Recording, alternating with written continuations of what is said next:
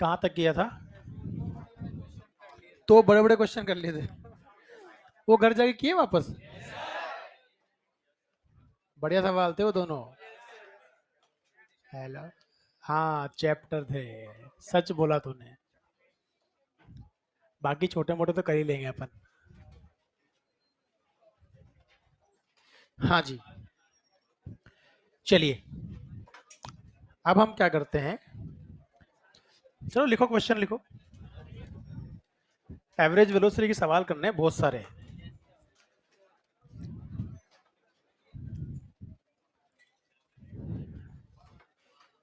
तुम तो अंदर आ गए थे ना? ये मेरे सामने अंदर गए थे फिर। ठीक है,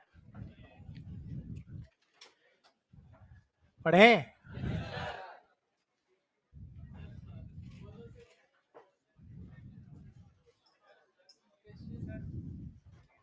तू कौन है?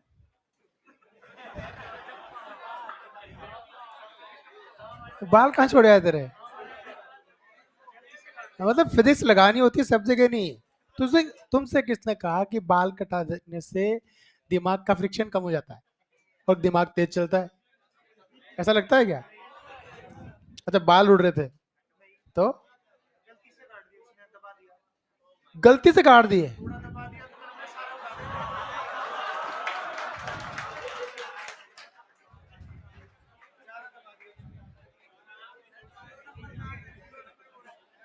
और तूने उससे फिर कुछ नहीं किया?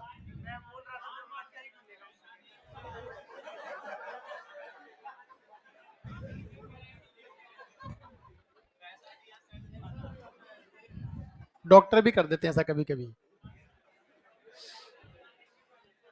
आपकी जो ओरल कैविटी होती है ना वो 4 पार्ट में डिवाइड होती है, ठीक है? लेफ्ट राइट, तो उसमें नंबरिंग होती है, नंबर के अकॉर्डिंग टूथ नंबरिंग होती है। तो जितने भी डेंटिस्ट होते हैं वो समझते हैं कि टूथ नंबरिंग होती है। तो जैसे आपने इस कैविटी का 4th नंबर का टीथ निकालना था, 1 2 3 4, थर्ड का फोर्थ तो वो 3 4 लिखेगा। तो 34 का मतलब समझ आया कि थर्ड क्वाड्रेंट का उसको फोर्थ निकालना है। भाई ने उल्टा निकाल दिया। और मजेदार चीज एक और बात है, डॉक्टर ने तो कर दिया, जिसका दांत निकाल रहा है उसको तो पता लगना चाहिए ना कि यार दांत इधर का खराब है, इधर का क्यों निकाल रहा है। वो भी निकला के चल दिया। अगले दिन उसने देखा जो दांत खराब था वो तो वैसा का वैसा ही है। तो इसने क्या किया, पहले सही दांत निकाल दिया। फिर क्या है, इलाज सबके पास होता है, उसने बोल दिया कि तेरा तो वो वाला ज्यादा खराब था। ये कम खराब था। चलिए क्वेश्चन लिखिए। पहले मेरी बात समझना, मैं क्वेश्चन की सिचुएशन आपको समझाता हूँ, लिखने में कंफर्टेबल रहेगा। देखो होता क्या है, जैसे स्ट्रेट लाइन है, इस स्ट्रेट लाइन में एक पार्टिकल ए से अपना मोशन शुरू करता है और बी पे पहुंचता है, राइट? अब हम क्या करते हैं, इस पूरे डिस्टेंस को दो इक्वल पार्ट में डिवाइड कर लेते हैं। इट मे बी पॉसिबल, अगर ये एस डिस्टेंस है तो s/2 या हम ये भी कर सकते हैं कि ये एस और ये एस। नहीं समझ में आई बात? तो टोटल डिस्टेंस 2s हो गई। तो पार्टिकल किस तरह से चलता है कि फर्स्ट हाफ डिस्टेंस तो वो v1 से चलेगा, नेक्स्ट हाफ वो v2 से चलेगा। हमें एवरेज बताना है।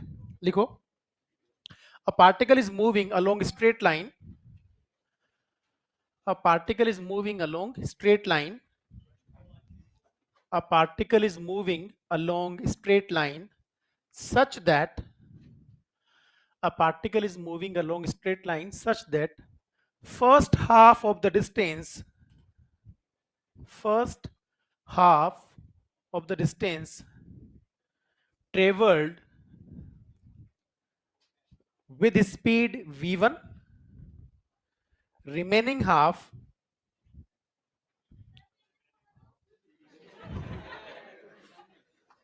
किधर से आवाज आई?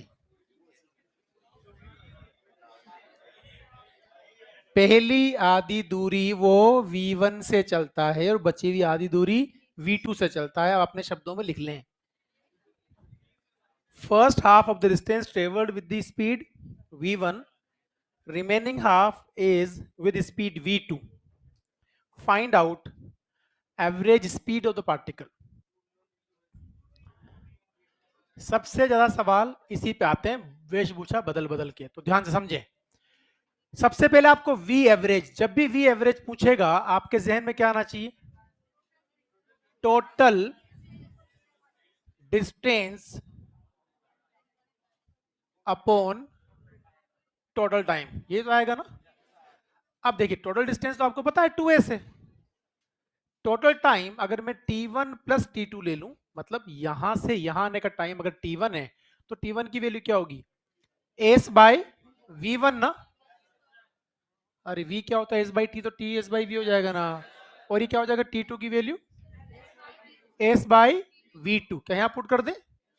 तो क्या हम s कॉमन ले सकते हैं?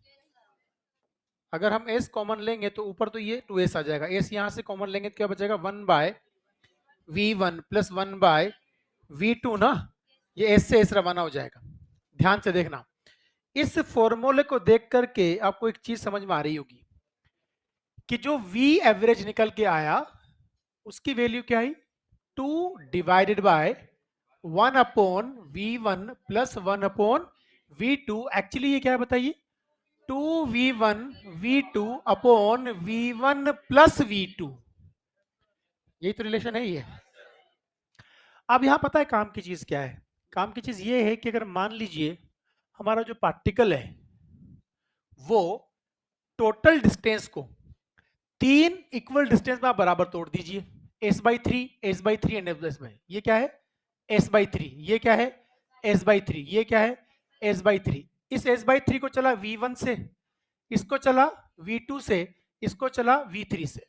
बात को समझिएगा ध्यान से। इसी तरीके से हम क्या करते हैं कि टोटल जो डिस्टेंस है उस डिस्टेंस को n इक्वल पार्ट में तोड़ देते हैं। किस में तोड़ देते हैं? तो मान लीजिए अगर टोटल डिस्टेंस s थी तो एक डिस्टेंस क्या हो जाएगी? s by n. फिर क्या हो जाएगा? s by n. नहीं समझ में आई बात? Again s by n and so on. ये चलेगा v1 से, ये चलेगा v2 से, ये चलेगा v3 से, और इस तरह से ये vn से चलेगा। ध्यान से समझना, जब आपने टोटल डिस्टेंस को दो पार्ट में तोड़ा तो आपका रिलेशन आया 2 upon 1 upon v1 plus 1 upon v2। अगर आप तीन पार्ट में तोड़ेंगे तो v एवरेज आएगा 3 upon 1 upon v1 plus 1 upon v2 plus 1 upon v3। आया समझ में? अगर आप n इक्वल पार्ट में तोड़ देंगे तो ये आ जाएगा n divided by 1 upon v1 plus 1 upon v2 up to the 1 upon vn। Hopefully समझ में आ गया होगा। अब जरा मुझे बता दीजिए कि अगर मैं यहां बात करता हूं तो क्या यहाँ एलसीएम v1 v2 v3 आ जाएगा? और v1 v2 v3 एलसीएम लगो तो ऊपर जाएगा, तो ऊपर तो क्या बन गया जल्दी बताइए? 3 times of v1 v2 v3। और जब एलसीएम लेंगे तो v1 के ऊपर यहाँ क्या आएगा? v2 v3।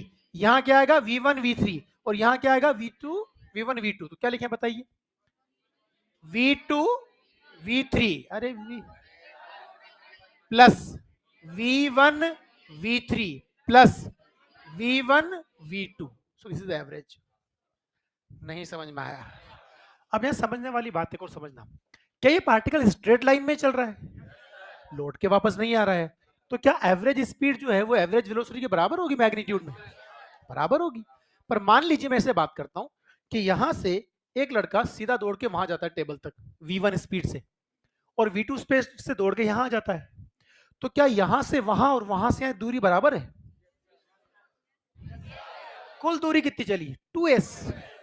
s चली v1 से s चली, तो पहला वाला केस हो गया ना। पर यहां पर एवरेज स्पीड होगी 2v1 v2 upon v1 plus v2, but average velocity will B 0, क्योंकि टोटल डिस्प्लेसमेंट क्या हो गया? 0। नहीं समझ में आई बात? तो अगर स्ट्रेट लाइन में चले तो एवरेज स्पीड का वैल्यू एवरेज वेलोसिटी के मैग्नीट्यूड के बराबर।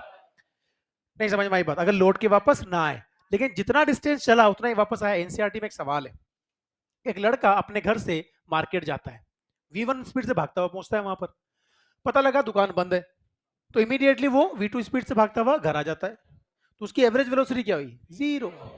लेकिन एवरेज स्पीड क्या होगी? 2v1 v2 upon v1 plus v2। नहीं समझ में आया? छापें इसको जल्दी से।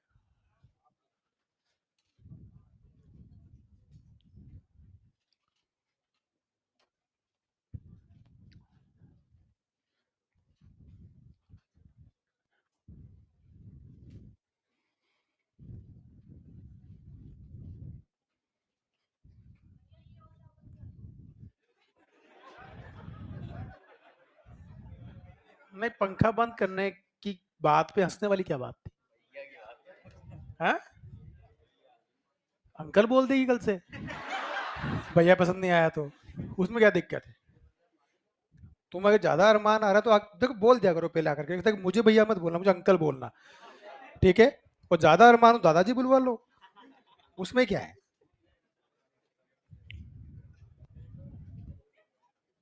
बढ़े आगे, जल्दी कॉपी कर लो यार, अब है ना, स्पीड धीरे धीरे कम हो गई है आपकी कॉपी करने की, फटाफट कॉपी कर लिया करो, इसमें क्या था?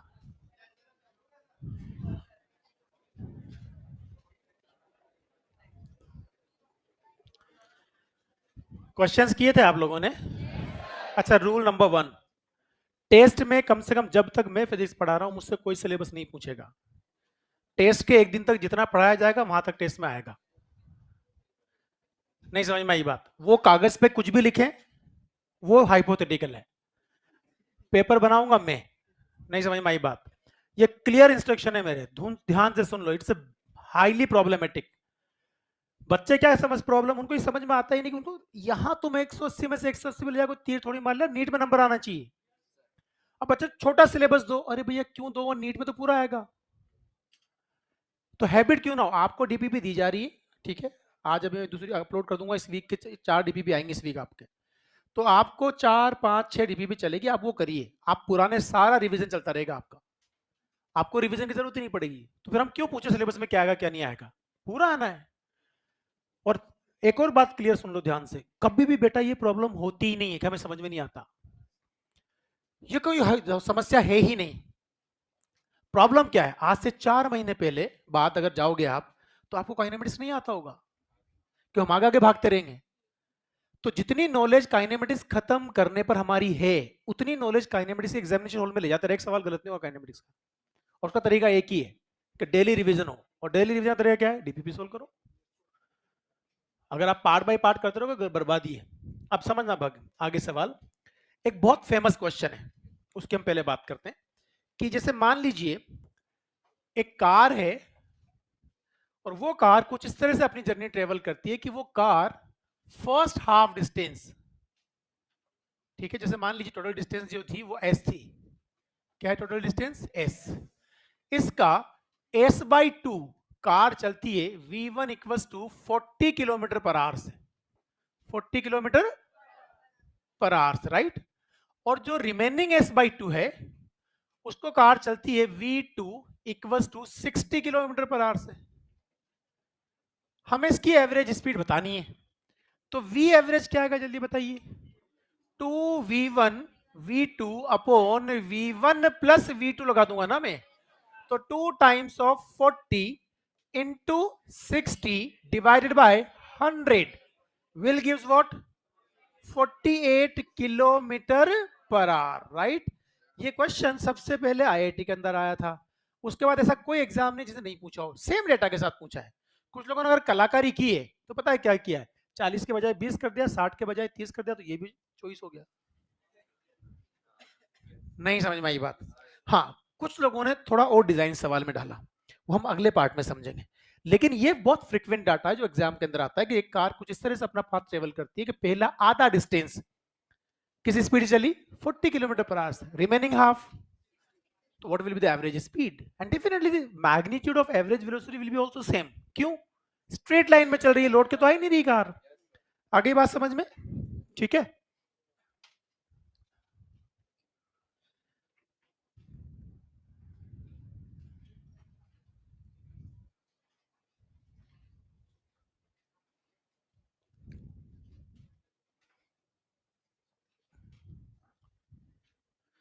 चलिए नेक्स्ट क्वेश्चन लिखे, लिखिए, a car is moving on straight road, a car is moving on a straight road such that A car is moving on straight road such that first first 20 kilometer distance traveled by speed 30 kilometer per hour, traveled by the speed first 20 kilometer distance traveled with the speed 30 kilometer per hour. Next 40 kilometer distance, next 40 kilometer distance traveled with the speed 60 kilometer per hour. Find out the average speed of the car. अब यहां आप formula नहीं लगा सकते, नहीं समझ में आई बात, तो आप यहां क्या करेंगे कि साहब हम सिंपल काम करेंगे कि हमें पता है total distance upon total time taken होता है। तो अगर मान लीजिए कार ट्रेवल करती है स्ट्रेट लाइन में और आपने क्या देखा कि पहला कितना किलोमीटर, 20 किलोमीटर ना, तो पहला S1 जो है वो आपका 20 किलोमीटर है, कितना है, और इस 20 किलोमीटर किस स्पीड से चलती है, V1 कितना है बताइए, 30 किलोमीटर पर आवर। क्या आप मुझे बता सकते हैं यहां का टाइम टेकन कितना होगा, टाइम टेकन बताओ जल्दी बताओ, अरे 2/3 आवर, 20/30 ना। अब बाद वाला जो डिस्टेंस S2 है उसको ट्रेवल किया V2 इक्वल टू वॉट, जल्दी बताइए, 60, S2 की वैल्यू कितनी थी आपको, 40 किलोमीटर ना, ये 60 किलोमीटर पर आवर से चला। बताइए T2 की वैल्यू क्या होगी, जल्दी बताइए, अगेन 2/3 ना, ये भी आर में आया, तो आंसर क्या आ जाएगा बताइए, कुछ लोगों को अगर पता होगा तो सीधा बता देंगे, वो 45 आएगा।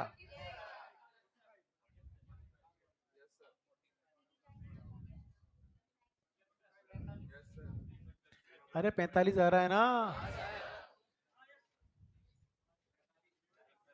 नहीं आ रहा 45, किस आ रहा है 45, वी एवरेज की बात करेंगे, टोटल डिस्टेंस ट्रेवल कितना है 60, टोटल टाइम टेकन कितना है 4/3 आर ना, 3 ऊपर चला जाएगा, 3 इंटू ये कितने बार कैंसिल हो गया, 15, क्या आया 45 किलोमीटर पर आवर। ध्यान से समझना, अब कुछ बच्चों को प्रीवियस कंटेंट पता होगा तो उनको समझ में आ गया होगा कि आपने दो बराबर के टाइम अलग अलग स्पीड से चले, तो V1 प्लस V2/2 आता है, तो V1 is 30, V2 is 60, it's 90/2 45। नहीं समझ आया, अरे भाड़ में गया, भी कर लेंगे वो तो, ये समझ में आया नहीं आया, आप इतना डिस्टेंस चले इस स्पीड से तो टाइम कितना हो गया 20/30 मतलब 2/3 ना, ये भी तो समस्या होगी कुछ लोगों को, 20/30 आना चाहिए, आपने 2/3 क्यों लिख दिया, यहां 40/60 इज अगेन, नहीं समझ में आई बात, तो टोटल टाइम कितना हो गया 4/3, टोटल डिस्टेंस कितना हो गया 60, तो 60 डिवाइड बाई 4/3 करेंगे तो आ जाएगा 45 किलोमीटर पर आवर। नहीं समझ में आया, अगला सवाल लिखिए, a car is moving on a straight horizontal road, a car is moving on a straight horizontal road such that a car is moving on a straight horizontal road such that first one third distance, first one third distance traveled with speed V1, first one third distance traveled with speed V1, remaining two third distance, remaining two third distance traveled with speed V2. Find out average speed of the car. Find out average speed of the car.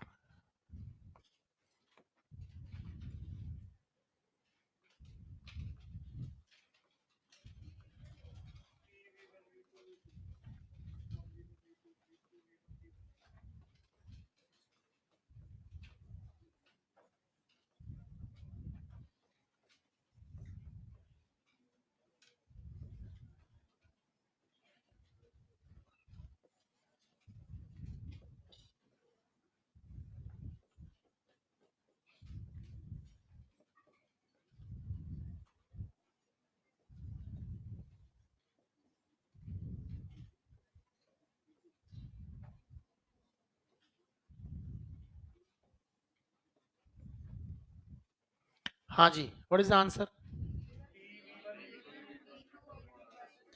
3v1 v2 upon v2 plus 2v1। नहीं समझ आया, क्या हुआ बताइए?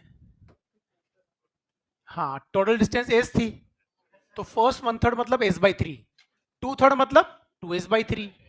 इसको चला v1 से, इसको चला v2 से, तो टाइम की वैल्यू क्या होती है? Distance upon speed. तो डिस्टेंस ट्रेवल कितना है? s by three upon speed v1 करूंगा तो as अपॉन थ्री v1 आ जाएगा। यहाँ 2s अपॉन थ्री v2 आ जाएगा। अब आप मुझे बताइए टोटल टाइम की वैल्यू क्या है? s1 t1 प्लस t2, तो s upon t1 plus t2 कर दीजिए। t1 प्लस t2 की वैल्यू यहाँ आ जाएगी, तो आप यहाँ से क्या s बाई थ्री कॉमन ले लेंगे? s बाई थ्री आपने कॉमन ले लिया, यहाँ कितना बचा? 1/3, और यहाँ कितना बचा? 2/3। तो 1 by we one plus 2/v2। तो ये s कैंसिल कर देंगे, 3 ऊपर चला जाएगा, इसका एलसीएम लोगो तो v1 v2 ऊपर चला जाएगा। जब एलसीएम लोगो तो यहाँ क्या आएगा? v2, और यहाँ क्या आएगा? v1। तो ये हो गया v2 प्लस 2v1। नहीं समझ में आया? हेलो, अरे आया ना समझ में? ठीक है, अब हम क्या बात करेंगे, सवाल तो हम बाद में लिखेंगे केस का, लेकिन अब हमारे पास जो केस है वो केस ये है कि इस बार हमारा पार्टिकल जो है वो इक्वल इंटरवल ऑफ टाइम के लिए चलेगा। किसमें चलेगा? अलग अलग स्पीड से। पहले इक्वल डिस्टेंसेस थी शुरुआत में, जब 2v1 v2 plus v1 plus v2 आई, डिस्टेंस इक्वल थी ना। अब हम टाइम इंटरवल को बराबर रखेंगे। जैसे मान लीजिए आपसे इसे कहा जाता है कि पहले कोई पार्टिकल जो है वो v1 स्पीड से चला फॉर टाइम t, मान लो यहां तक चला, देन v2 स्पीड से चला फॉर टाइम अगेन t। क्या दोनों टाइम t है? तो क्या ये दो बराबर के टाइम इंटरवल है? अच्छा, t टाइम में v1 स्पीड से अगर ये s1 चला तो s1 की वैल्यू क्या होगी? v12। और ये अगर s2 चला तो s2 की वैल्यू क्या होगी? v2t ना। अब v एवरेज कैसे निकालते हैं? Total distance s1 plus upon total time taken 2t ना। s1 प्लस s2 कितना हो जाएगा? v1 plus v2 into T divide by total time क्या है? 2t। ये कैंसिल आउट हो गया, तो v एवरेज की वैल्यू क्या मिल गई? v1 प्लस v2 अपॉन 2 ना। अब अगर मान लीजिए तीन बराबर के इक्वल इंटरवल टाइम में चलता, नहीं समझ में आई बात? तो when particle travelled with speeds v1 v2 and v3 in three equal time interval, then what will be the average speed? v1 plus v2 plus v3 divide by 3 ना। अगर एन टाइम में होता तो अब तो एन तक instant कर लेते। नहीं समझ में आया? तो जब दो बराबर के डिस्टेंस अलग अलग स्पीड से चलेगा तो 2v1 v2 upon v1 plus v2। जब दो बराबर के टाइम इंटरवल में अलग अलग स्पीड से चला तो v1 प्लस v2 बाई 2। नहीं समझ में आया? ठीक है, तो ये केस क्या बनेगा? व्हेन अ पार्टिकल का, ये थोड़ा बनेगा यहाँ यार, व्हेन अ पार्टिकल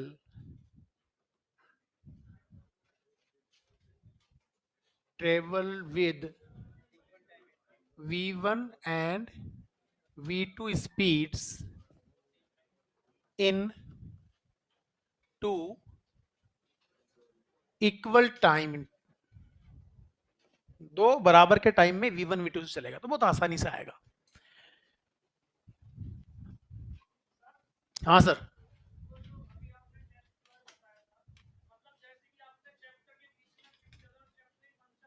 वो भी आएगा। सब मतलब सब, यही तो समस्या है, यही समस्या है। लोग क्या चाहते हैं सब, आप तो है ना इतना सा दे दो कि मेरे घर वालों को जब मैं नंबर बताऊं तो मेरी इज्जत बच जाए।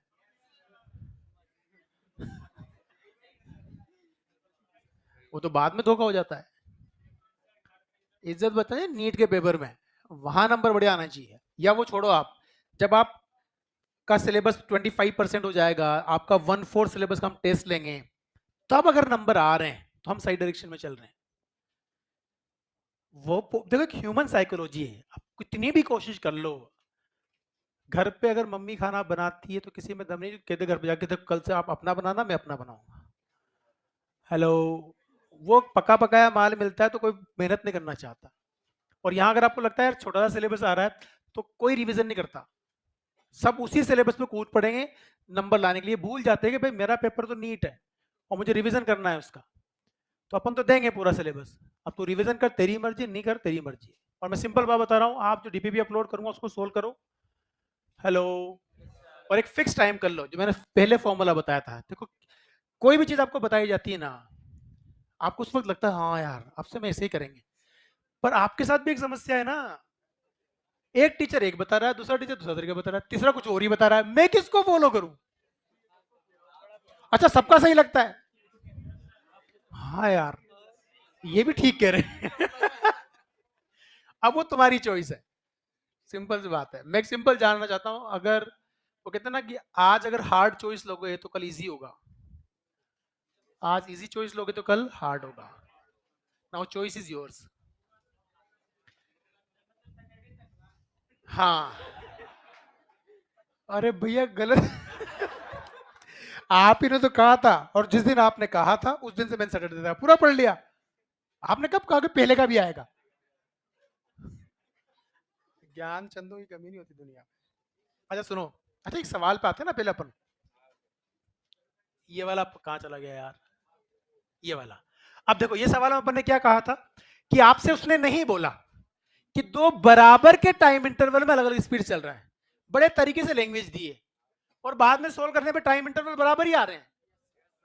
तो जैसे ही ट्यूबलाइट यहां जलेगी, समझदार बच्चा क्या करेगा, सब v1 plus v2 by two, तो 30 प्लस 60 बाई टू बिकम्स 45।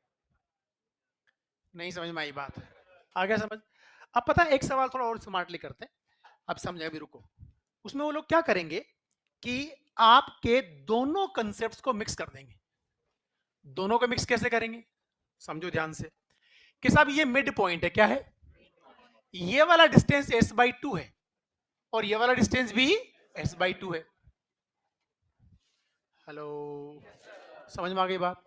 अब क्या होगा कि जो पहला वाला डिस्टेंस है ये v1 स्पीड से चला, किससे चला, v1 से, और इस v1 की वैल्यू आपको दे रखी है उसने 40 किलोमीटर पर आवर। कितनी दे रखी है, 40 किलोमीटर पर आवर। बात समझ में आ गई? और इसके बाद वाली जो टोटल डिस्टेंस है उसको दो बराबर इंटरवल ऑफ टाइम में चला।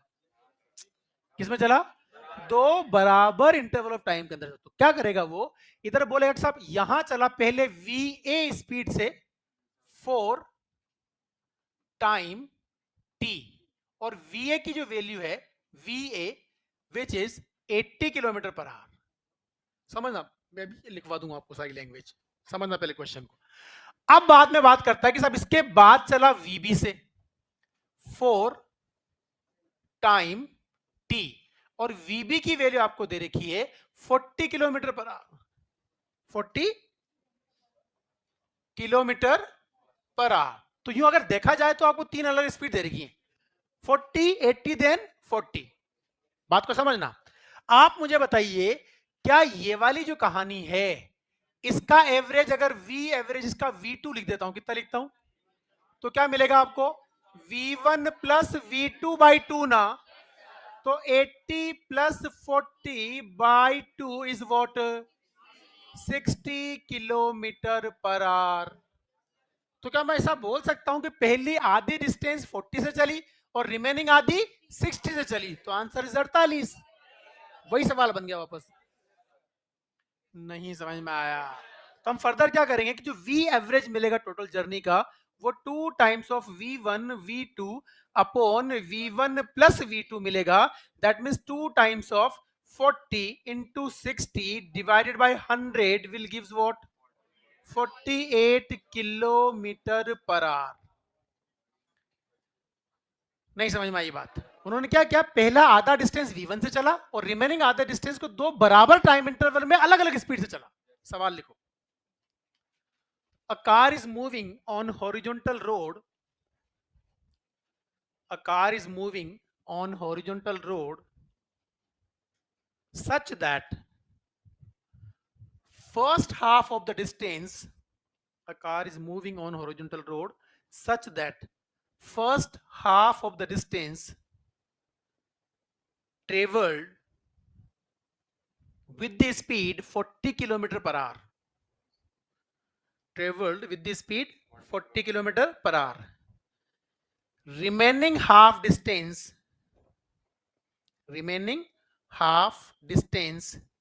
traveled in two equal interval of times. Remaining half distance traveled in two equal interval of times with speed 60 kilometer per hour and 40 kilometer per hour. Remaining half distance is traveled in two equal interval of time with speed 60 kilometer per hour and 40 kilometer, sorry, 80 and 40 kilometer per hour. Yes, 80 and 40 kilometer per hour. Find out average speed during the journey. Find out average speed during the journey. बहुत बढ़िया है. Awesome.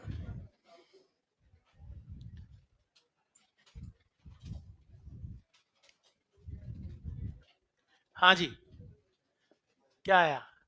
48. हाँ हाँ 48.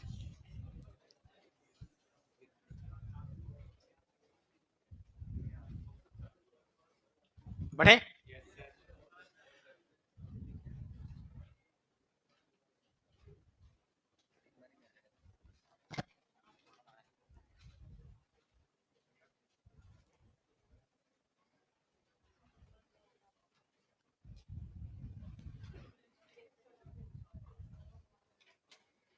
चलिए पहले बात करते हैं इक्वेशंस ऑफ मोशन. किसकी बात करते हैं? Equations of motion under constant acceleration, जो हम ऑलरेडी जानते हैं. हमने एक बार डेराइव भी कर लिया, याद है कुछ? तो लिखो पहले equations of motion under constant acceleration. Equations of motion under constant acceleration.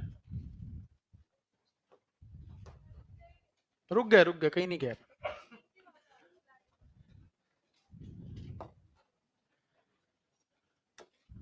Equations of motion under constant acceleration.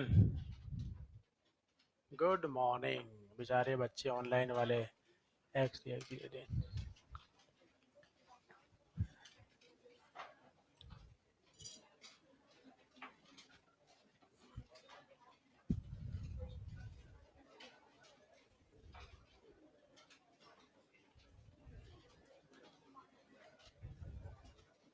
चलें?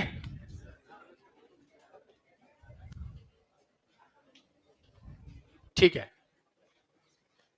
हाँ जी. तो यूं तो आप सारी इक्वेशन ऑफ मोशन जानते हो, पर आज आप थोड़ा सा इनका विशेष रूप समझोगे जो ओरिजिनल इसकी शक्ल होती है. ध्यान से देखें. हमें पता है कि हमारे पास कितने इक्वेशंस होती हैं? 4. कितनी होती है? 4. पहली इक्वेशन होती है v equal to u plus a t. Second equation क्या होती है? s equal to u t plus half a t square. ठीक है. तीसरी इक्वेशन होती है v square equal to u square plus 2as. और चौथी इक्वेशन होती है s nth में कितना चला. nth मतलब चौथे, पांचवे, छठे, कोई भी एक सेकंड की बात कर ले, तो initial velocity u plus 2n minus 1 a by 2. ये कैसे निकालते हैं, इसको यूज करते हैं पहले n सेकंड के लिए, फिर n+1 सेकंड के लिए, फिर n+1 में से n को माइनस कर दो तो n सेकंड में मिल जाएगा, या n सेकंड के लिए कर लो, n-1 का कर लो, उसको माइनस कर दो तो ये मिल जाएगा। याद रखना है।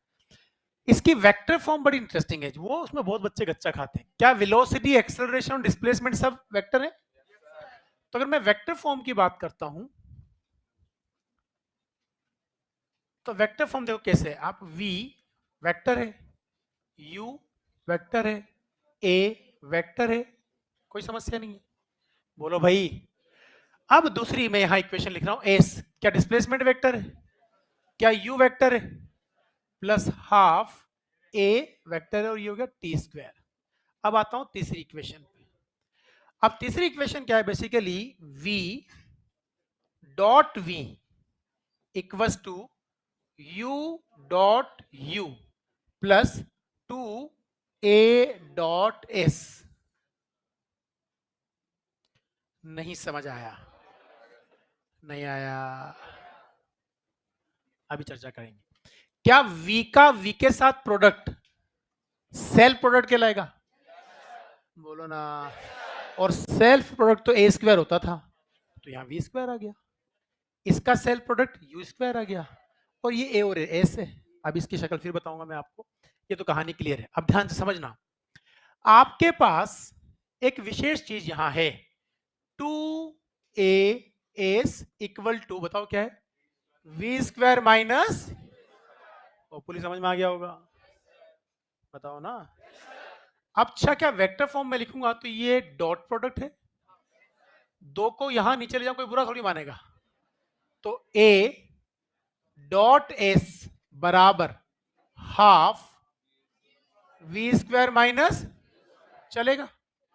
अगर दोनों तरफ में एम से मल्टीप्लाई कर दूं तो कोई नाराज थोड़ी होगा, हो गए? तो ये क्या बनेगा? Force F dot S equals to half m v square minus half m u square. This is known as work, this is the K final minus K initial. नहीं समझ में आया?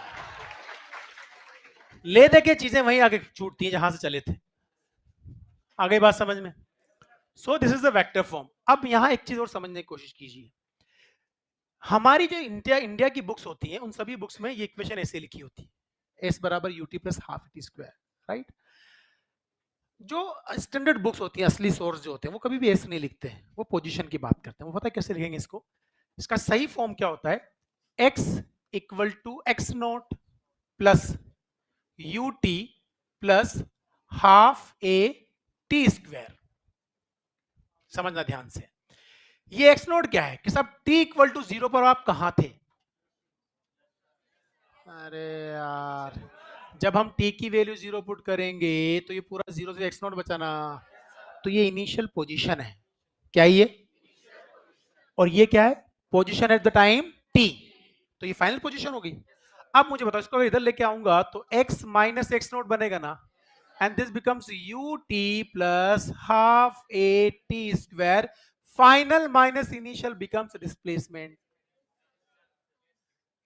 नहीं समझ में आया? अब अगर आप x नोट बराबर 0 से ही चले तो फिर तो यही डिस्प्लेसमेंट हो गया। नहीं। अरे गरीब, अगर ये 0 होता तो ये और ये सेम बन गया ना यार।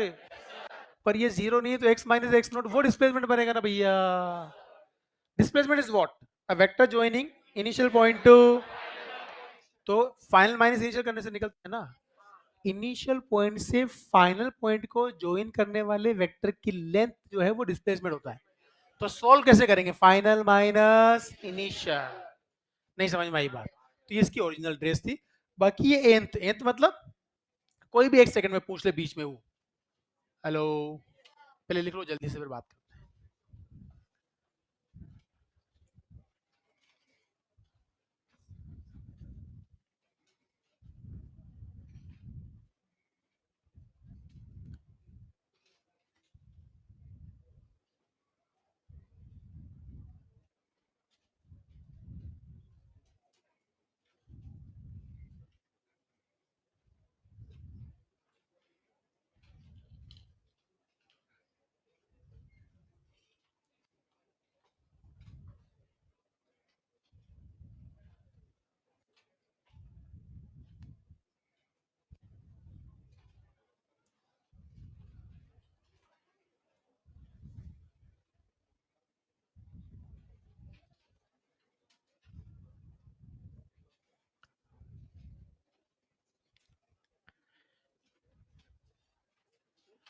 आया कुछ समझ?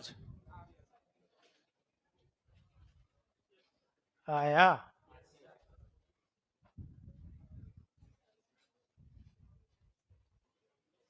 आ गया?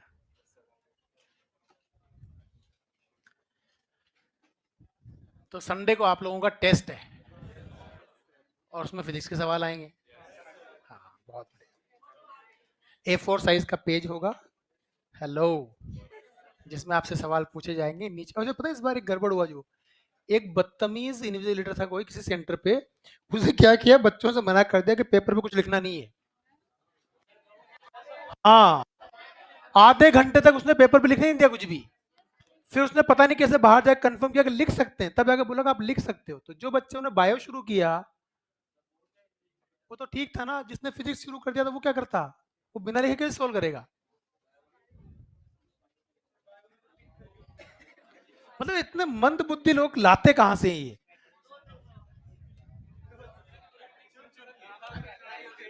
हाँ, लिखा होता है वहां साफ साफ, भाई चल ठीक है, तुझे नहीं ज्ञान है तो पढ़ तो ले कम से कम वहां पे।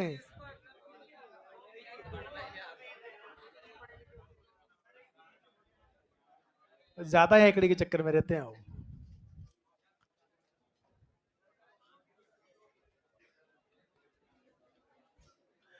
चलिए बढ़े, चारों इक्वेशंस आती हैं हमें, आती है ना, बदलना मत बाद में। ठीक है, एक आसान सवाल, इस आसान सवाल से शुरुआत करते हैं अपन। अरे ऐसे मत करो भाई।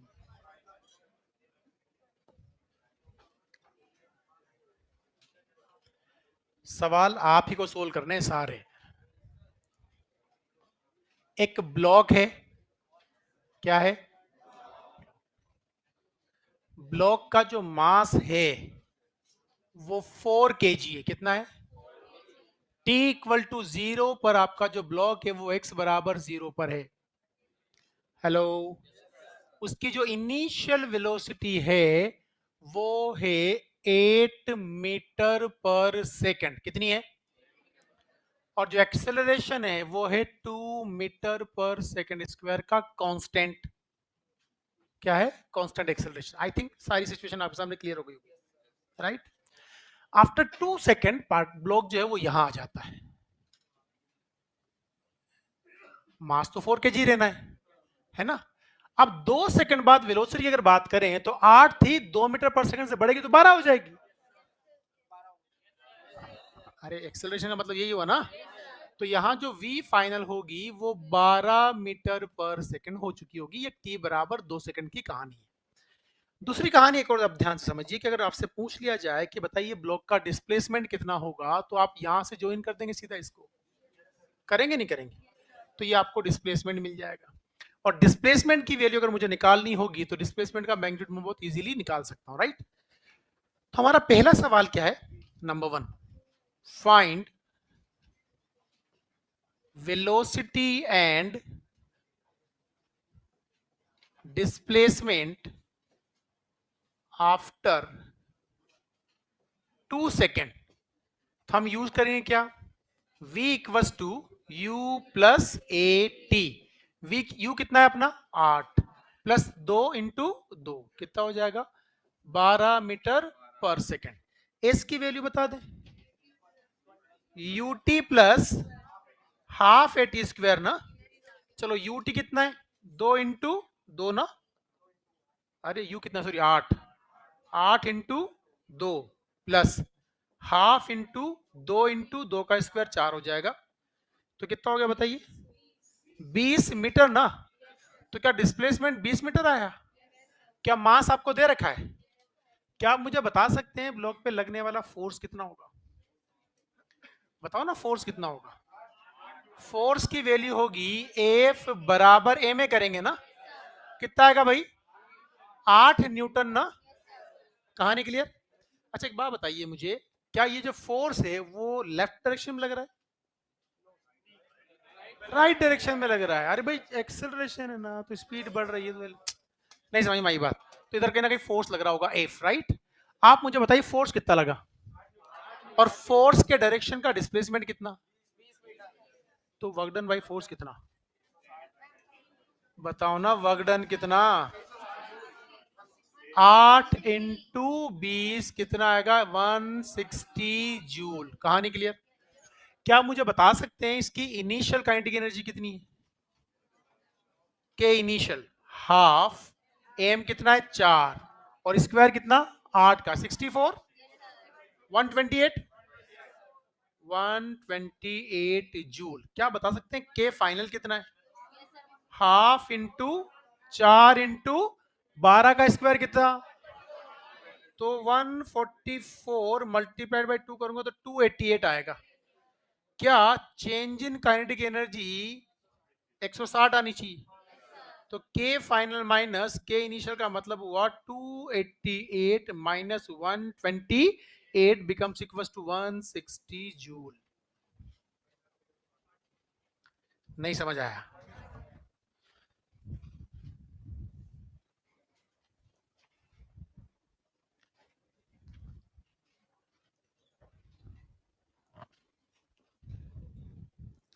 बढ़े?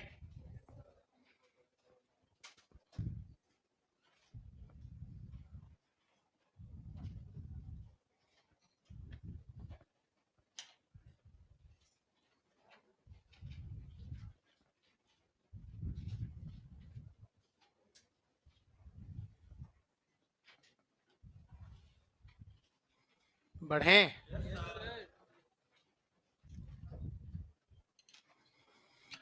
अब समझिए ध्यान से, ये कंसेप्ट बहुत ज्यादा इंपॉर्टेंट है, बहुत मतलब बहुत। अब आपके ऊपर डिपेंड करता है कि आप इसको कितना ईमानदारी से पढ़ते हैं।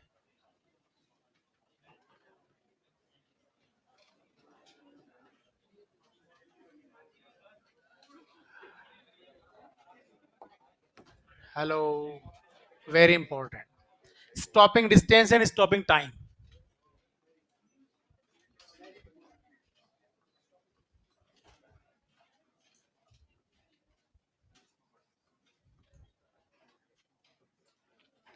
अच्छा मुझे एक बात बताओ, स्टॉपिंग डिस्टेंस या स्टॉपिंग टाइम की बात की जा रही, कोई भी चीज रुकेगी कब? जब रिटार्डेशन होगा। और रिटार्डेशन कब होगा? जब मोशन के अपोजिट फोर्स लगेगा।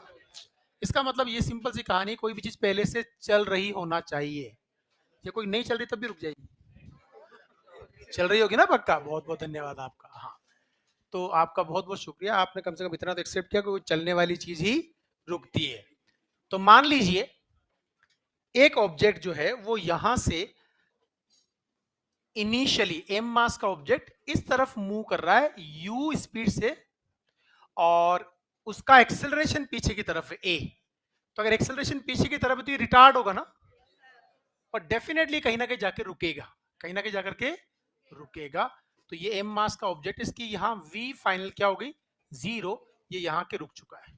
रुकने तक जो इसने डिस्टेंस ट्रेवल की यहां से, उसी डिस्टेंस को क्या बोलेंगे, स्टॉपिंग डिस्टेंस। तो इसको बोलूंगा डी स्टॉपिंग। और अगर t इक्वल टू 0 पर ये यहां था, तो जिस टाइम पर ये रुका उसको बोलूंगा स्टॉपिंग टाइम। कहानी क्लियर? चलिए साहब, आप मुझे बताइए, अगर मुझे स्टॉपिंग डिस्टेंस कैलकुलेट करना है तो मैं third equation of motion use करूंगा, क्योंकि मेरे पास फाइनल वेलोसिटी पता है, इनिशियल पता है, रिटार्डेशन पता है। हेलो, तो by v square equal to u square plus 2a, इसको यूज करेंगे। वी स्क्वायर मतलब 0, यू स्क्वायर प्लस या माइनस, क्योंकि अपोजिट है ना भाई, तो 2a और ये हो जाएगा डी स्टॉपिंग, राइट। तो मुझे बताओ यहां से डी स्टॉपिंग की वैल्यू क्या मिल गई, यू स्क्वायर बाई 2a। दिमाग में सेट कर लेना, ये मैकेनिक्स के बहुत सारे सवाल बहुत चुटकियों में सोल्व होते हैं इससे। तो ये हो गया यू स्क्वायर बाई 2a, दोनों बराबर हो गया ना भैया। अगर ये 0 है तो जब इसकी वैल्यू इसके बराबर होगी तभी 0 होगा, जब इनको बराबर करोगे तो डी स्टॉपिंग सीधा मिल गया u square by 2a। Stopping time की बात करते हैं। स्टॉपिंग टाइम कैसे निकालोगे, by first equation v equals to u plus a t. v मतलब 0, u minus a, t stopping ना, तो टी स्टॉपिंग क्या हो गया, u बाई a। इसको भी याद रखें, ठीक है। तो स्टॉपिंग टाइम और स्टॉपिंग डिस्टेंस अपना आप में बहुत ज्यादा, आपको लग रहा होगा ये दो छोटी छोटी चीजें, पर ये बहुत बढ़िया बढ़िया सवाल सोल्व करवाएंगे आपके।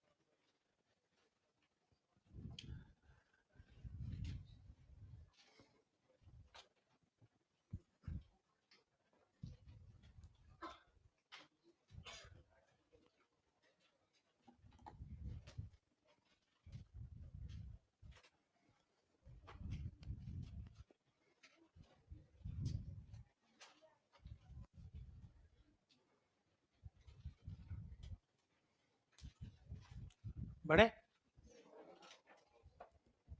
स्टॉपिंग डिस्टेंस क्या होता है? You square by 2a। Stopping time क्या होता है? 2 बाई। अब जरा सा मुझे एक बात बताओ, अगर एक्सेलरेशन जो आपको ए दे रखा है वो कांस्टेंट है, तो जब ये रुका तब इसका एक्सेलरेशन कितना था? सेम रहेगा। तो वहीं रुका रहेगा या वापस आएगा? तो जितने टाइम में रुका उतने टाइम में अपनी जगह पे आ जाएगा। तो जाकर के वापस वहीं आने में कितना टाइम लगेगा? 2u/a। अरे यार नहीं समझ में आई बात। जरा एक छोटी सी बात बताओ मुझे, मान लीजिए मैं आपसे जानना चाहूं कि भाई ये मेरे पास धरती है, क्या है? धरती। इस धरती से एक बॉल को मैंने ऊपर फेंका u से, क्या नीचे की तरफ एक्सेलरेशन a की वैल्यू g है? क्या ये जहां जाके रुकेगी उसको मैक्सिमम हाइट बोलते हैं? क्या मैक्सिमम हाइट पर वेलोसिटी जीरो हो जाती है? क्या जो मैक्सिमम हाइट है वही स्टॉपिंग डिस्टेंस भी है? तो यार एच की वैल्यू क्या हो जाएगी? यू स्क्वायर बाई 2a ना। नहीं समझ में आया।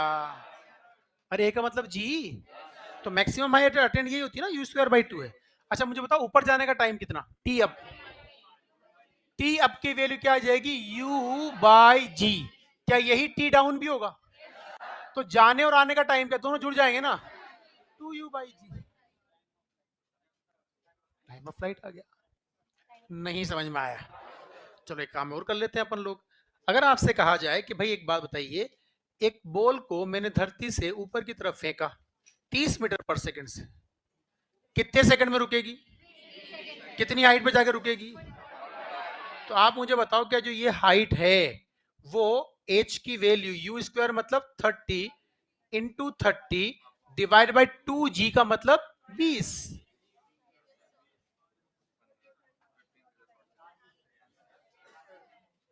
वो आएगा ना। टी अब कितना है रुकने का टाइम? u/g ना, 3 सेकंड। तो 30 से फेंकोगे तो 45 मीटर पे जाके 3 सेकंड में वैसे ही रुक जाएगी ना। नहीं समझ आया। आ गया। जल्दी जल्दी बनाते चलो, मैं फटाफट पढ़ूंगा आगे इसमें।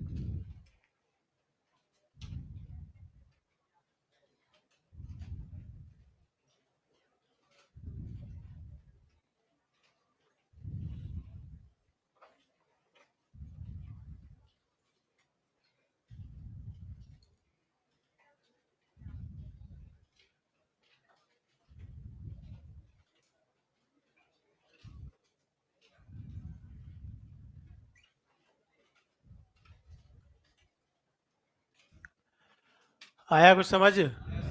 Stopping time and stopping distance, right. अभी हम और भी बहुत सारे केस करने वाले हैं। बढ़े।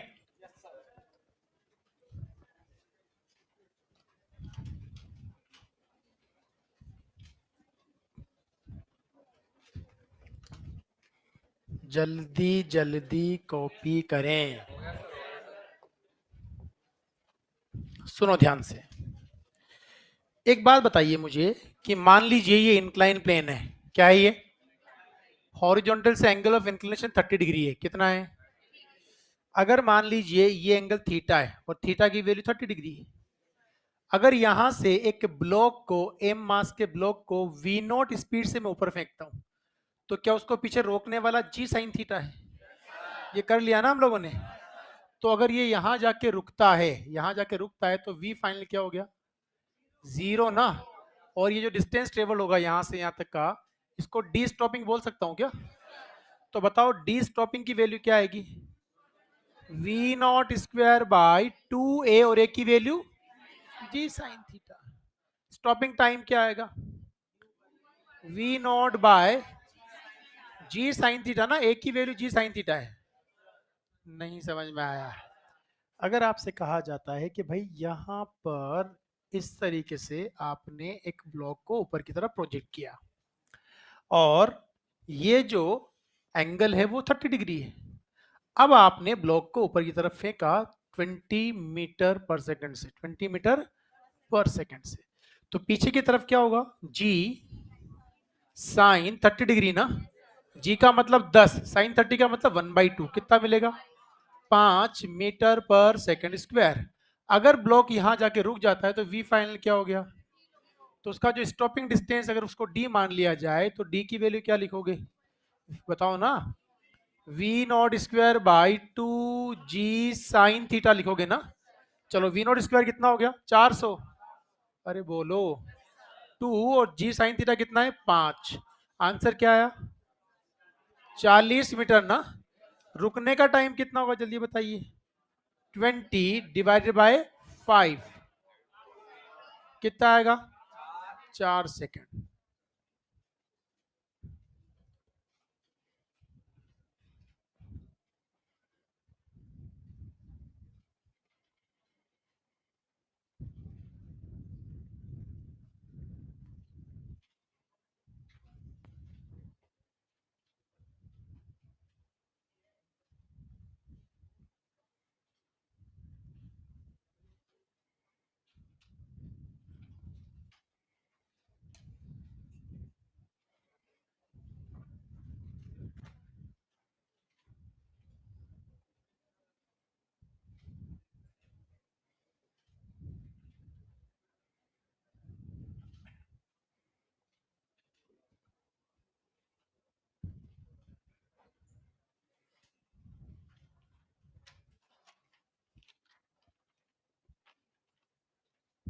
बना लिया?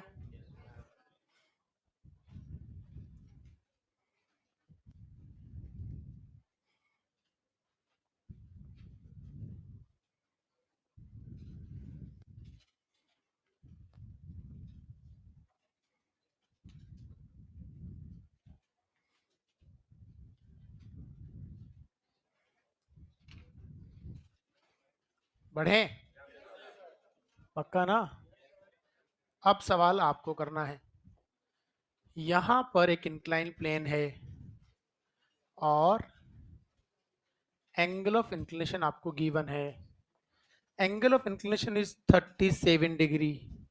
एक ब्लॉक है यहां पर 2 kg का, जिसको आपने ऊपर की तरफ 12 मीटर पर सेकंड से प्रोजेक्ट किया। कितने से प्रोजेक्ट किया? बना लो डायग्राम, बाद में अगरबत्ती मत लगाना, सवाल पूछूंगा मैं भी।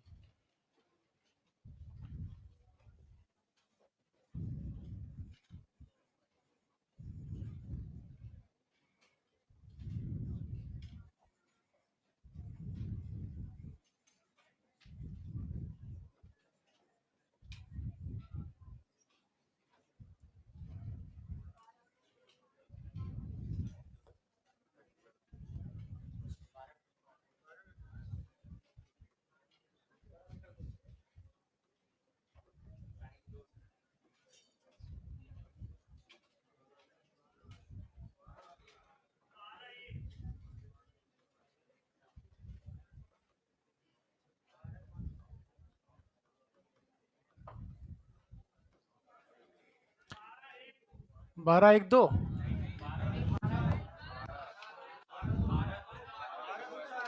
यहां गलत करना मतलब 12 × 12 u² हो गया। अच्छा जी साइन 37 होगा ना, जी साइन 37 6 आएगा। जी जी साइन 37 डिग्री। जी कितना है 10, साइन 37 3/5, 6 आ गया ना। तो ये आ गया 6 मीटर पर सेकंड स्क्वायर। तो ये 2 इंटू क्या हो गया 6, तो ये तो आ गया 12 मीटर। बोलो स्टॉपिंग टाइम क्या होगा 12/6, 2 सेकंड। अब जब ये यहां रुका तो रुका ही थोड़ी रहेगा भैया, वापस भी आएगा ना। तो यहां से ऊपर चला कितना 12 मीटर, कितना चला ऊपर t बराबर 2 सेकंड पे यहाँ है ना, v हो गया इसका 0। अब वापस यहाँ आने में कितना टाइम लगेगा अगले 2 सेकंड। नहीं समझ में आई बात। तो जो टाइम लगेगा वो तो 4 सेकंड हो गया ना इसका तो आंसर। अब मुझे बताओ number 3, average velocity and average speed in 4 second. तो एवरेज वेलोसिटी तो क्या हो जाएगी, क्यों कि टोटल डिस्प्लेसमेंट 0 हो गया। एवरेज स्पीड की अगर बात करेंगे तो बताओ क्या होगा, टोटल डिस्टेंस ट्रेवल कितना हो गया 12 + 12 24, टाइम टेकन कितना हो गया 4। आंसर क्या आएगा 6 मीटर पर सेकंड।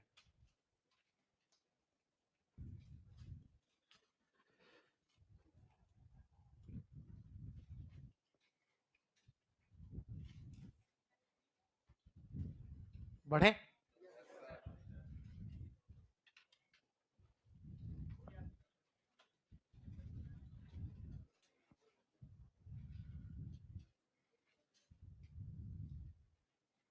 बढ़े।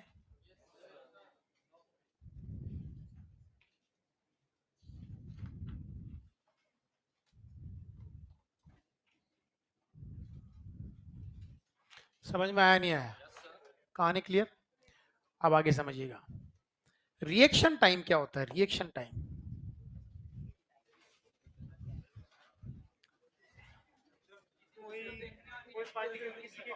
ऑब्जर्वेशन और एक्ट करने के बीच का टाइम।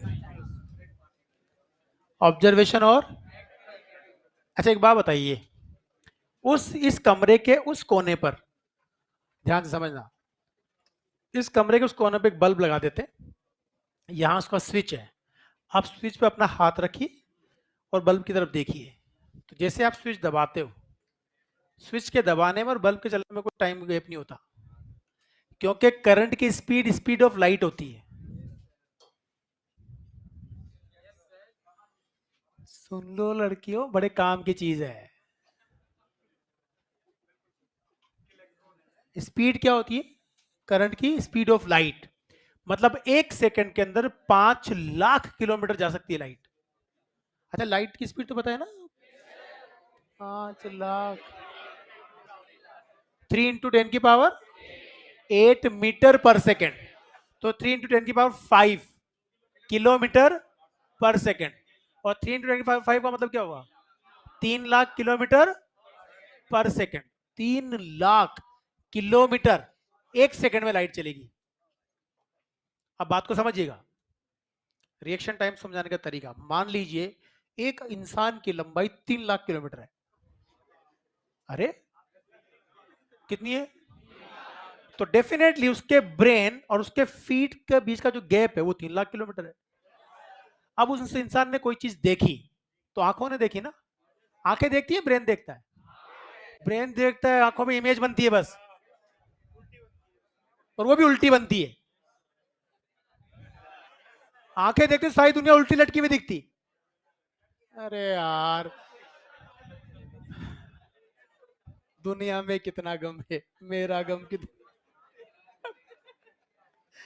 तो होगा क्या कि जैसे उसने देखा, हेलो, मान लीजिए किसी ने उसके पांव के उंगली के अंगूठे पे या कहीं भी उसने पिन चुबो दिया।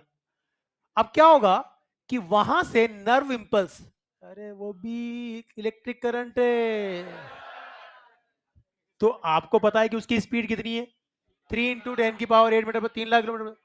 तो वहां से ब्रेन तक आने में कितना टाइम लगेगा, समझ में आ गई बात। अब ब्रेन क्या बोल रहा है, वहां से पांव हटाना है तेरे को, क्यों वहां कुछ चुभा रहा है कुछ, तो ब्रेन वापस उसको बताएगा ना। तो 1 सेकंड में आएगी और 1 सेकंड में, तो आपके किसी ने पिन चुबाया, उसके बाद आपको रिस्पोंड करने में कितना टाइम लगा? That is the reaction time.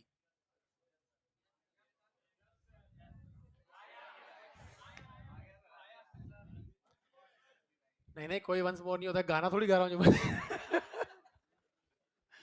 किसी भी चीज को ऑब्जर्व करने में और रिएक्ट करने का टाइम गैप। अब बात को समझिएगा ध्यान से। हम एक काम करते हैं, जैसे मान ली बेचारा बालक, पहले तो खुद ही कह देते हो, पूछ लेना नहीं समझ में आए तो, और जब पूछते हैं तो फिर ऐसे करते हो, गलत बात, बहुत गलत बात है। बता रहा हूँ ना वापस, मैंने क्या कहा, मैं एक तरह से तो दोबारा कभी नहीं बताऊंगा, जीवन में रूल ही नहीं है, ठीक है। अब मैं क्या करूं, जब मैं तुझे बता रहा था तब तेरे घुटने पे खुजली चल रही थी। तू कंसंट्रेट घुटने पे कर रहा था। हमारे जूलॉजी के टीचर से किसी ने पूछा कि सर वो प्लाज्मोडियम पढ़ा रहे थे, तो प्लाज्मोडियम मच्छर पढ़ाते हैं, कि सर वो मच्छर हमेशा कान के आके क्यों तुनतुनाता है? तो प्रोफेसर ने क्या जवाब दिया, उल्लू के पट्टे, अगर कान को खोल के तेरे कूले पे चिपका दूंगा, वो कूले के चिंदे वहां तुनतुनाएगा।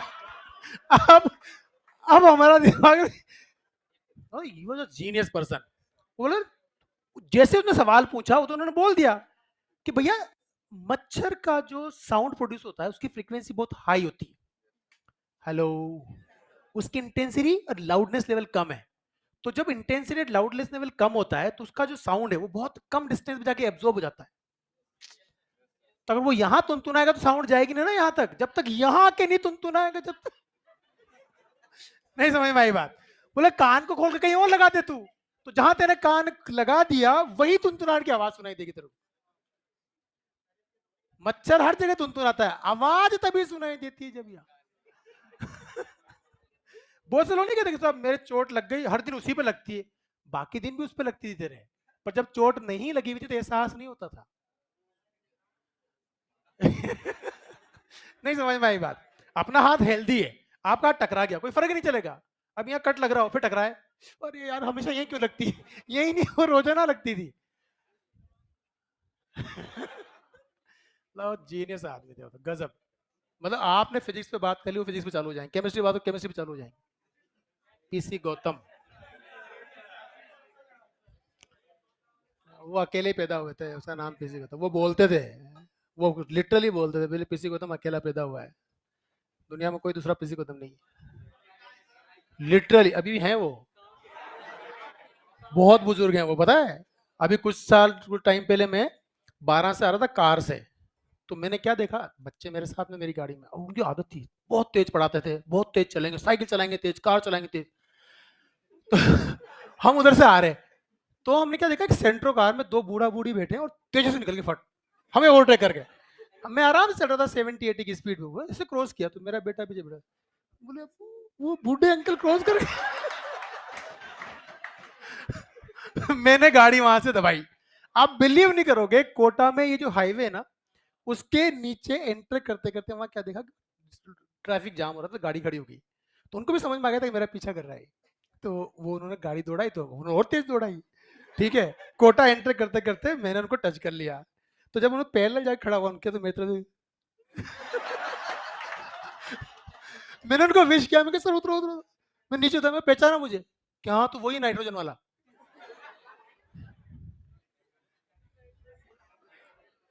एक बार में तू वही नाइट्रोजन वाला। उन्होंने पहले टेस्ट में एक सवाल दिया था जिसका आंसर उन्होंने दिया था नाइट्रोजन, और मैंने टिक किया था ऑक्सीजन, और मैं अड़ गया था कि इसका आंसर ऑक्सीजन ही होगा।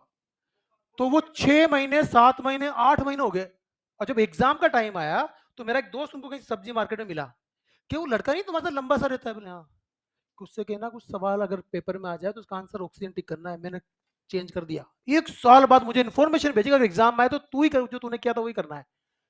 अब थ्योरी बदल चुकी है, मतलब मेरा ज्ञान पुराना था, उसने पता नहीं कहां से अपडेट कर लिया। वो मुझे कम से कम 25-26 साल बाद मिलते हैं, और ऐसे मैं नीचे उतरा और मैंने उनके पास गया, तो मैंने कहा सर मुझे पहचाना, क्या तो वही नाइट्रोजन वाला। मतलब मैं बता नहीं सकता तो मैं किस लेवल पे अलग ही लेवल था उनका, तो जीनियस। बढ़े आगे। यहां पे कार है। क्या है? हाँ जी, सेंट्रो। अब समझना ध्यान से, इस कार के अंदर एक व्यक्ति बैठा हुआ है जो कि कार ड्राइव कर रहा है। ध्यान से समझना, अब काम की चीज आएगी, फिर कहोगे दोबारा नहीं समझाते। हेलो। आप ऐसे मान के चलें कि एक फोगी डेज थे, धुंध वाले दिन है, आप गाड़ी चला रहे हैं, आपको बहुत ज्यादा डिस्टेंस का नजर नहीं आ रहा है, राइट? आपने क्या देखा अचानक से कि कोई बंदा या कोई ऑब्स्टेकल सामने है, तो आपने देखा कि यहाँ कोई भाई साहब खड़े हुए, हेलो, और चल नहीं रहे हैं। भैया हेलो, अभी मैंने ये सवाल उधर कराया उनाड़ी वाले बेच में, एक बच्चा बाहर आके पूछता है कि सर वो रिएक्शन टाइम भी ठीक है, ब्रेक भी ठीक है, पर वो आदमी भी तो भागेगा ना।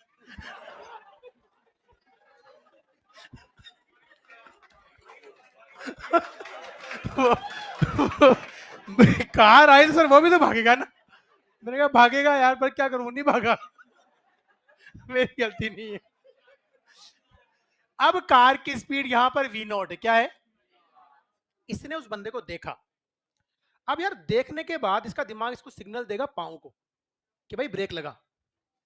तो जितने टाइम में पाँव पर सिग्नल जाएगा वो टाइम रिएक्शन टाइम है। पहले सिग्नल पाँव को जाएगा, तो जितने टाइम में सिग्नल पाँव को जाएगा तब तक किस स्पीड से चलाइए। नहीं समझ में आई बात? मान लीजिए तब तक इसने कुछ डिस्टेंस ट्रेवल कर ली, तो ये जो डिस्टेंस इसने ट्रेवल की रिएक्शन टाइम में d1 अगर ये है, तो क्या ये v not into T not है? अब सिंपल सा मतलब ये होगा कि सब यहां से उसने देखा, यहां आने के बाद ब्रेक लगना शुरू होगा। नहीं समझ में आया? अब ब्रेक लगाने पे अगर रिटार्डेशन ए आया, तो फर्दर कितना दूर जाकर रुकेगी गाड़ी? अरे बोलो, मान लो D2, तो D2 की वैल्यू क्या हो गई? D2 की वैल्यू क्या हो गई यार, बताओ ना? V naught square by 2a। नहीं समझ में आई बात? तो जो टोटल डिस्टेंस ट्रेवल की इसने रुकने से पहले पहले, यहां V फाइनल जीरो करना है ना अपन को, तो रुकने से पहले जो डिस्टेंस चली, total distance distance travelled before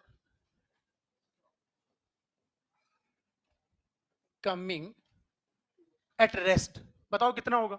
suppose ये डी है, तो क्या जोड़ दो दोनों को?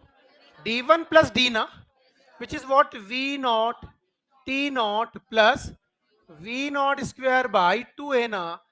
अब एक बात ध्यान से समझ लेना, अगर उसने रिएक्शन टाइम दिया, इफ रिएक्शन टाइम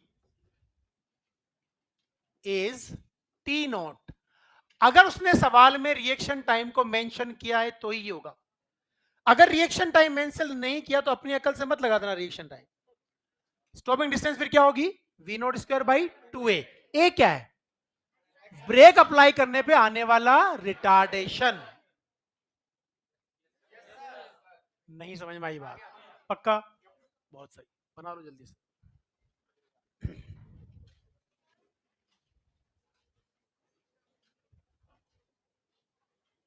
क्या आवाज आई कहीं से? बताओ ना क्या।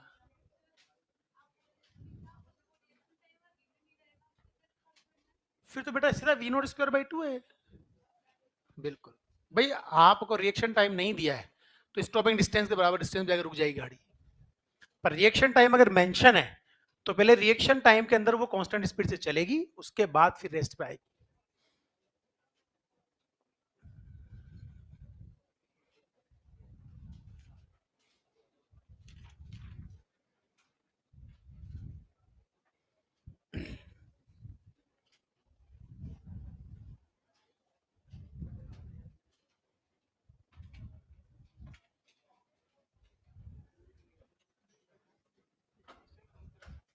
हम्म?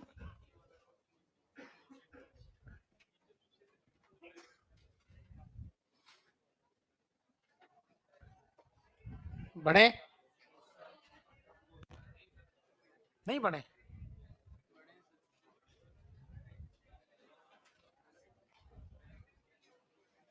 क्वेश्चन लिखो।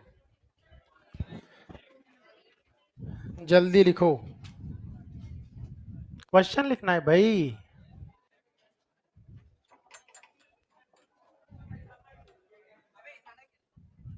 लिखे, लिखो। A car is moving, a car is moving with speed 72 kilometer per hour, with speed 72 kilometer per hour. Suddenly the car driver observe suddenly the car driver observe an obstacle,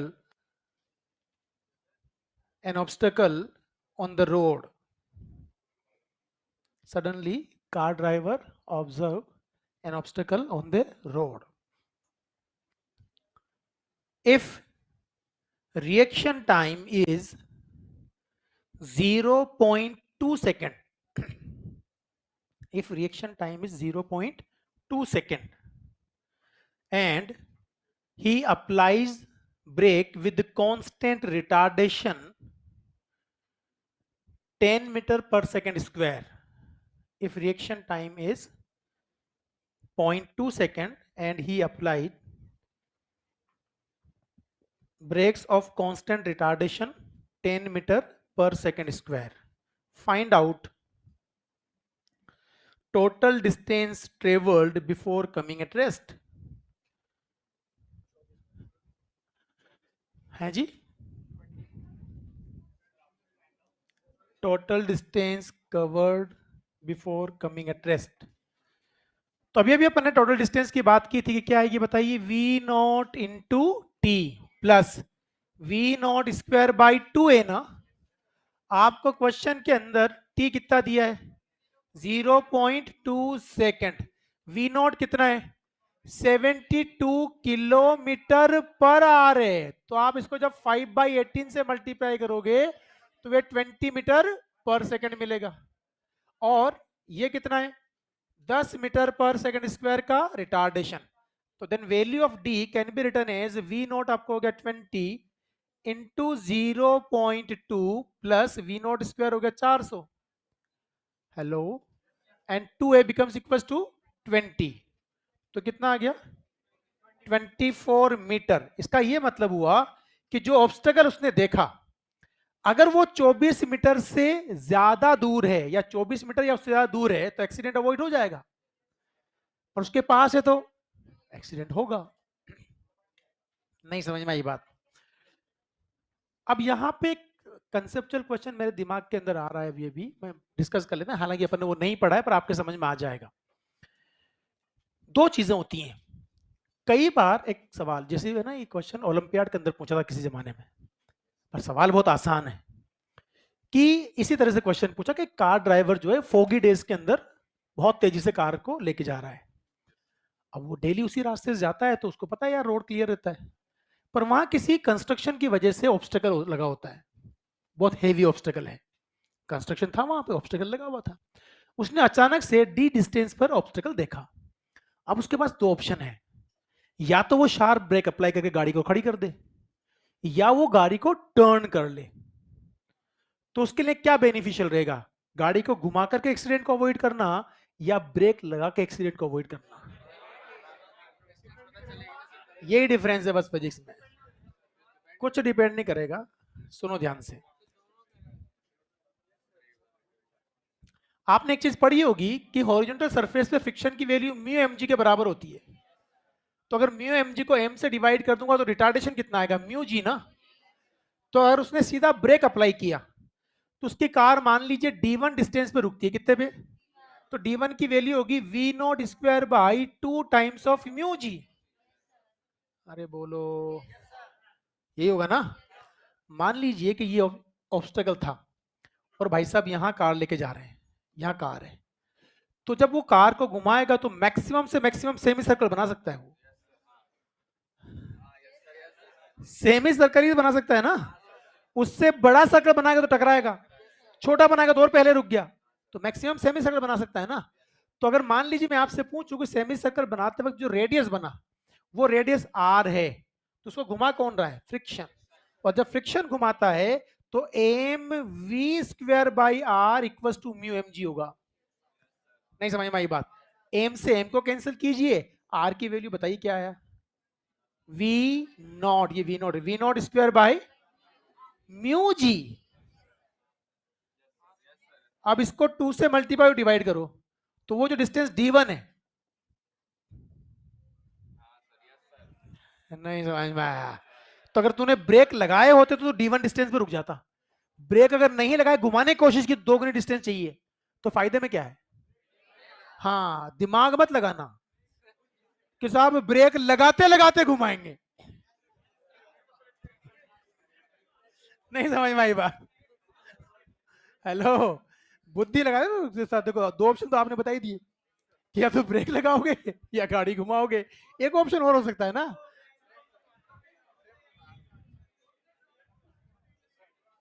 तो गाड़ी के हमेशा break लगाना ही फायदे में होगा, sharp break apply कीजिए, ठीक है? ऑलवेज बढ़े आगे। कौन सा टाइम है? किसको हो रहा टाइम? नहीं हो रहा? हाँ, टाइम होना नहीं चाहिए। बढ़े आगे, एक सवाल करते हैं। ध्यान, इस सवाल के बाकी पार्ट हम अगली क्लास में करेंगे, आज एक ही करेंगे। देखो, ये 2 रोड्स हैं, ऐसे रोड्स, ठीक है? हेलो, यहां पर एक कार है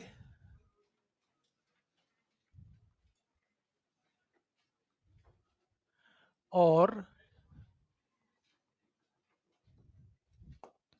यहां पर एक बाइक है। क्या है? बाइक, जिसको एक भाई साहब चला रहे हैं,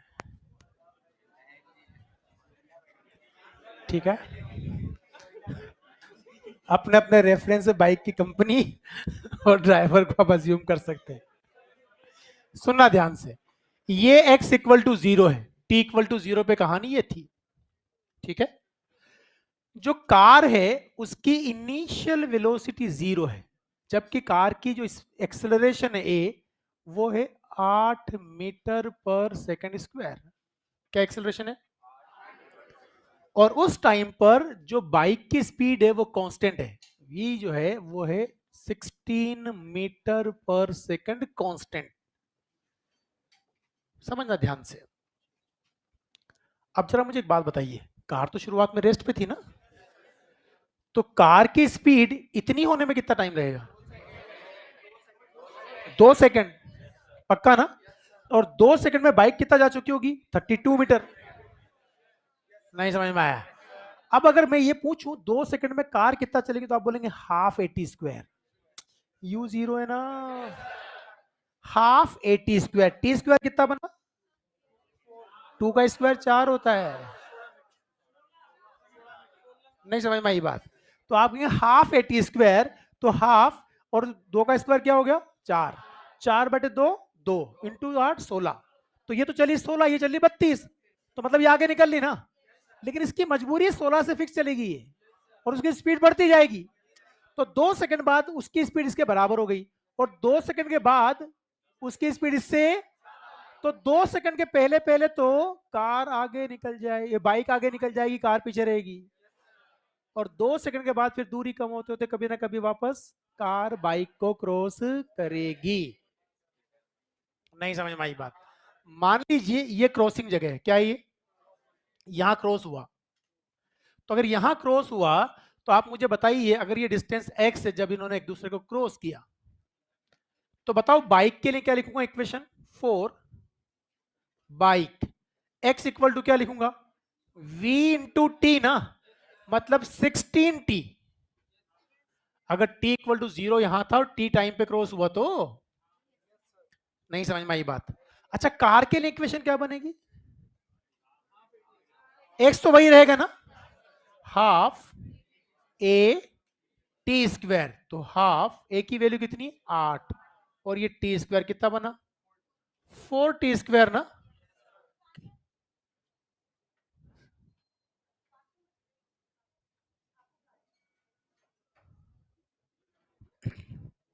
समझ में आ गई बात? जल्दी जाओ बेटा, जल्दी जाओ फटाफट। अब ये तो हमारी इक्वेशन जो है 1 है और ये इक्वेशन 2 है। अब ध्यान समझना, क्या जब क्रॉस कर रही हैं तो कार भी यही है और बाइक भी यही है, तभी तो क्रॉसिंग मानी जाएगी ना। तो क्या दोनों ने एक्स बराबर चला? तो हम क्या लिखेंगे कि इक्वेशन 1 को इक्वेशन 2 के बराबर कर दें। क्या 16t equal to 4t square हो जाएगा? t से t कैंसिल हो गया तो t की वैल्यू क्या आ गई? 4 सेकंड। मतलब 4 सेकंड के बाद कार बाइक को क्रॉस करेगी। नहीं समझ में आया? आप मुझे बताइए 4 सेकंड में कितना चलेगी? कि सब x बराबर 16 इंटू 4 कर दूंगा तो ये 64 मीटर आ जाएगा। तो जहां थे वहां से 64 मीटर पे क्रॉस किया 4 सेकंड के बाद। क्योंकि कार की स्पीड शुरुआत में कम थी पर उसके पास एक्सेलरेशन है, और बाइक की स्पीड ज्यादा थी तो वो कांस्टेंट स्पीड चल रही है। तो कांस्टेंट स्पीड से अगर चलेगी तो पहले तो वो आगे निकल जाएगी। नहीं समझ में आई बात? बाद में जब कार की स्पीड बढ़ते बढ़ते पहले किसके बराबर होगी? बाइक के बराबर। और उसके बाद में बाइक से जब स्पीड ज्यादा हो जाएगी तो जब तक बाइक की स्पीड ज्यादा है तब तक इनके बीच का गैप बढ़ेगा ना, और जब इसकी स्पीड ज्यादा होगी तो गैप कम होकर फिर क्रॉस कर जाएगी। नहीं समझ में आई बात? ठीक है। ये जो सवाल है इसका एक रूप और होता है जिसको हम अगली क्लास में करेंगे, वो क्वाड्रेटिक इक्वेशन सोल्व होता है। ठीक है। अब आप क्या करेंगे कि इक्वेशंस ऑफ मोशन तक के सवाल, मुझे मॉड्यूल दो बेटा, मॉड्यूल मॉड्यूल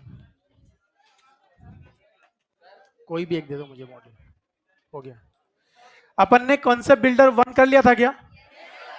और मैंने इसके बाद कहा था शायद एवरेज वेलोसिटी वाले सवाल अभी मत करना, किए थे?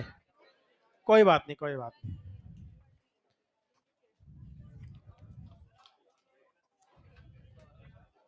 आप लोग अब करेंगे कंसेप्ट बिल्डर 1, कंसेप्ट बिल्डर 2, और बेटा इलिस्ट्रेशन सारी करनी है, एग्जाम्पल एक भी नहीं छोड़ना। एग्जाम्पल सारे करने हैं, और याद रहे एग्जाम्पल करने से पहले इनके सोल्यूशन देख के नहीं करने हैं, अपने मेथड यूज करने हैं और फिर सोल्व करने हैं। तो कंसेप्ट बिल्डर 1, कंसेप्ट बिल्डर 2 आप कर लेंगे। ठीक है। और एक्सरसाइज 1 के अंदर 1 to 17 कितना? ठीक है।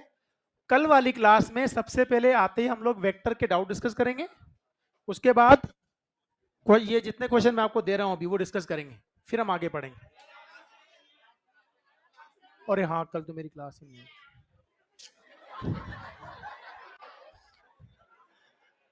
जाओ, चलो चलो चलो, शाबाश। जाओ बैठो बैठो क्लास में। इतने जल्दी आ जाते हो तुम लोग यार आगे बैठने के लिए। हाँ पढ़ लिया करो यहाँ बैठ के।